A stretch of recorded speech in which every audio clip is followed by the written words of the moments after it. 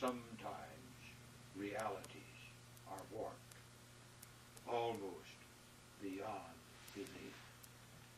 Almost.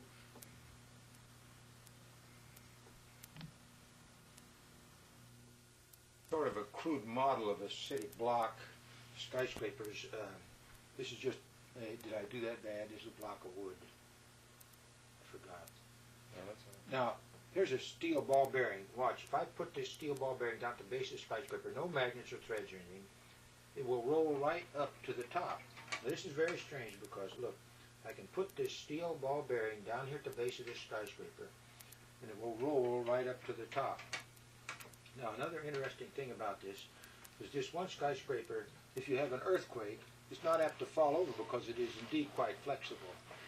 In fact, actually, you see, it's not a skyscraper at all.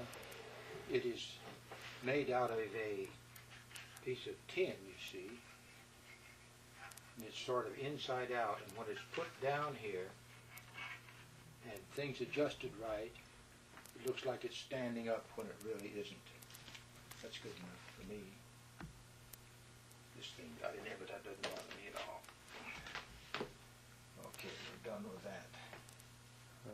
Trying to see if we can.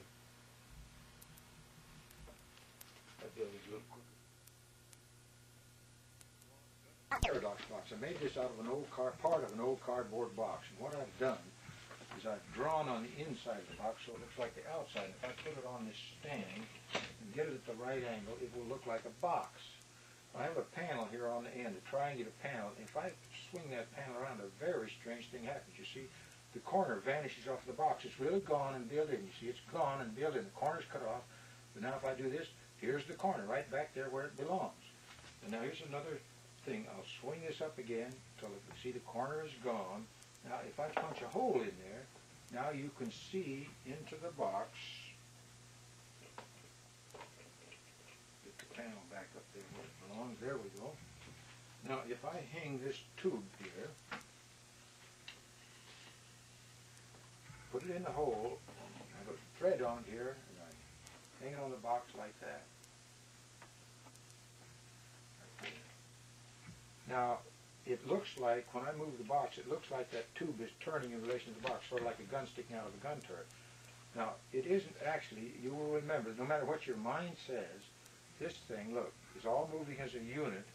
I've just drawn on the inside so it looks like the outside, and once this gets around to where you see all those angles, then again your mind will tell you that you're seeing a box. I call this the paradox box. Here's a sort of a modernistic sculpture. It looks like two large brass nuts. And if they're hanging here, if I move them, they look like they're moving in relationship to each other. Actually, they aren't.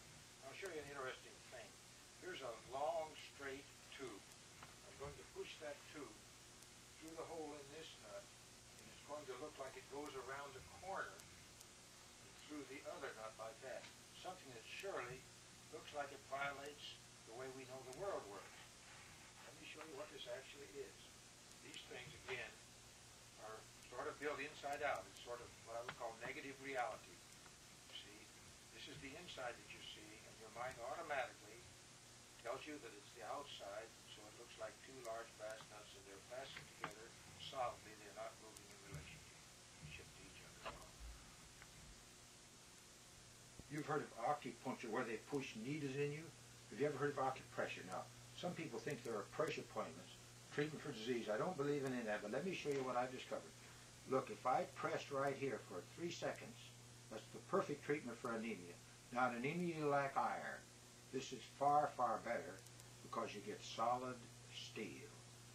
Solid steel. I'd like to show you what I call the perfect illusion. It's this yellow spot on this sheet of plastic.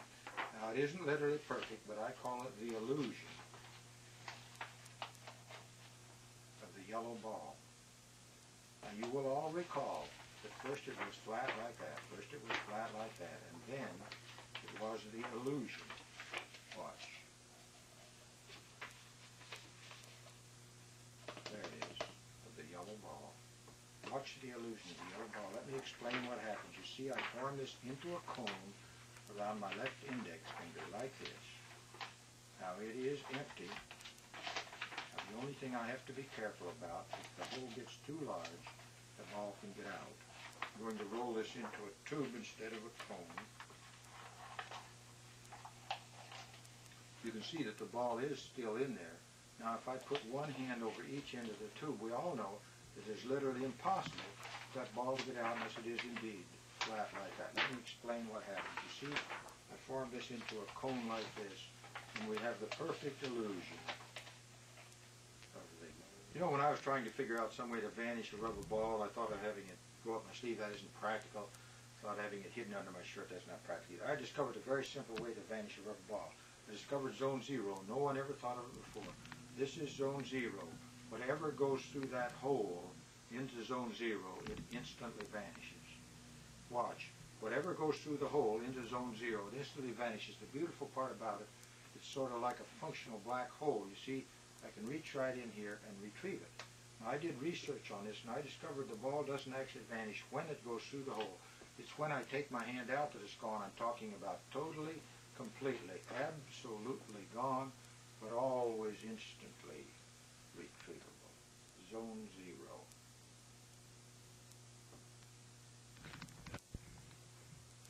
You know, I'm an Oregonian.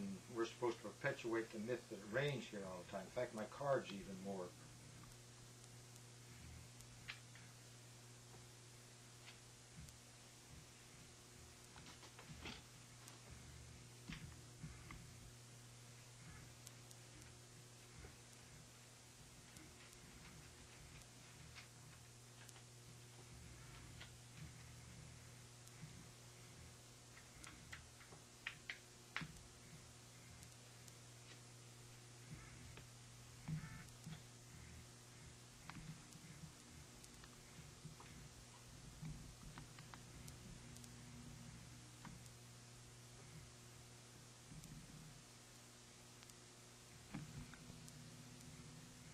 Hi, this is Jerry Andrus. I'm at my home, which I call the Castle of Chaos in Albany, Oregon. I've just shown you some of the strange and unusual things here, and I hope you enjoyed them, and I thank you for watching.